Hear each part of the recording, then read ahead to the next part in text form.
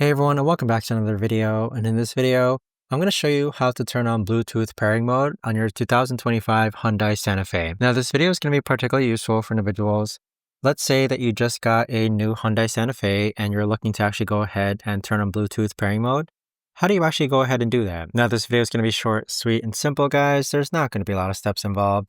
Now, in order to do this, what you're first going to do is click on the setup button right over here. And then next, you're going to click on device connections. And then from here, you're going to click on add new device. Now, once you've done so, you want to go ahead and turn on the Bluetooth on your mobile device. And you want to find the name that matches this right here. So we want to find the Bluetooth that matches Santa Fe, and then simply just follow the on-screen prompts.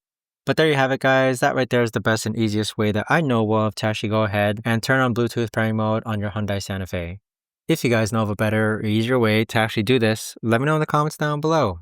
I would love to know. Thanks so much for watching, everyone, and I'll see you guys all in the next video.